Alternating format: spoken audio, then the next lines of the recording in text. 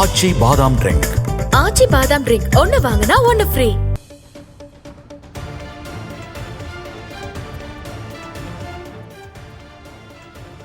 கேரள மாநிலம் கோழிக்கோடு கடல் பகுதியில் சிங்கப்பூர் நாட்டை சேர்ந்த கொடியுடன் சென்ற சரக்கு கப்பல் தீப்பிடித்ததாக தகவல் வெளியாகியிருக்கிறது. முழுமையான விவரங்களோடு எமது செய்தியாளர் ரமேஷ்குமார் இணைந்திருக்கிறார்.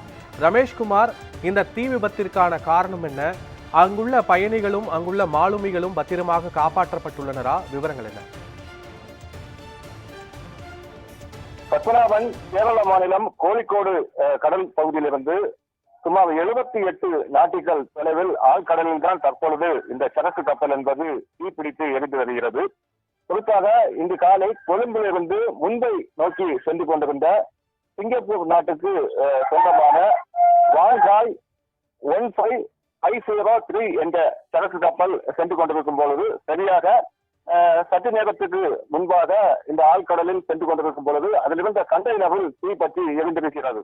இதில் இந்த கப்பலில் 650க்கும் மேற்பட்ட கண்டெய்னர்கள் இருந்ததாக கூறப்பட்டிருக்கிறது. அதே இந்த கண்டெய்னர்கள் 50க்கும் மேற்பட்ட கண்டெய்னர் தற்பொழுது கடலில் மூழ்கி இருந்ததாகவும் இதில் ஒரு சில கண்டெய்னர் தற்பொழுது கொழுந்துவிட்டு தீ பற்றி எரிவதாகவும் தெரிய வருகிறது. அந்த காட்சிகளை பார்க்கலாம்.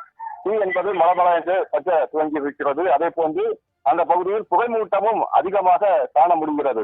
இந்த கப்பலை பொறுத்த அளவில் 22 பேர் பயணம், ஊழியர்களும் சரிதான், கேப்டன் உட்பட 22 பேர் பயணம் செய்வதாகவும் தெரிய வருகிறது. இதில் 18 பேர் கடலில் அந்த நிலையில் விபத்து ஏற்பட்டவுடன் கடலில் குறித்திருக்கிறார்கள். அவர்கள் தற்பொழுது மீட்கப்பட்டிருப்பதாகவும், அதே போன்று அந்த சரக்கு கண்டெய்னரில் தொடர்ச்சியாக தீயை அணைக்க முயன்ற 4 பேரை காணவில்லை எனவும் தகவல் என்பது வெளியாகியிருக்கிறது.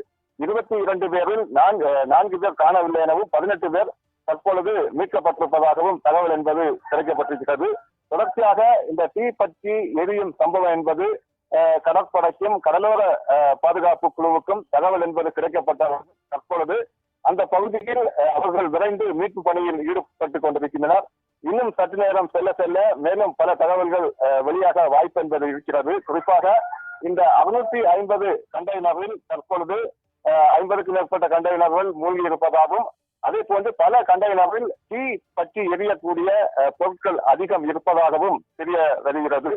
எந்தெந்த பொருட்கள் என தற்பொழுது வரையிலும் தெரிய வரவில்லை. அதே போன்று இந்த தீ விபத்துக்கு காரணம் என குறித்து தற்பொழுது விசாரணை என்பது நடைபெற்று கொண்டிருக்கிறது. தொடர்ச்சியாக கேரளாவை பொறுத்த அளவில் ஏற்கனவே அரபிக்கடலில் லைபீரியா நாட்டுக்கு சொந்தமான MSC எல்சா 3 என்ற கப்பல் சரக்கு 643 கண்டெய்னருடன் மூழ்கி இருக்கும் இந்த நிலையில் அது பெரும் பரபரப்பை ஏற்படுத்தி இருக்கும் நிலையில் தற்பொழுது சிங்கப்பூர் நாட்டுக்கு சொந்தமான இந்த சரக்கு கப்பல் என்பது தீப்பற்றி எறிவது மேலும் ஒரு பரபரப்பை ஏற்படுத்தி இருக்கிறது.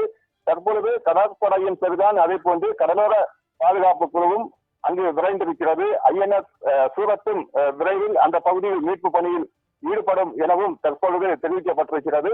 வரும் நேரத்தில் இந்த விபத்துக்கான முழு காரணம் என்ன, அதே போன்று அந்த 22 பேரில் 18 பேர் மீட்கப்பட்டிருக்கின்றனர், 4 பேரின் கதி என்ன போன்ற பல தகவல்கள் வரும் நேரங்களில் தெரிய வரும். பத்மநாபன்,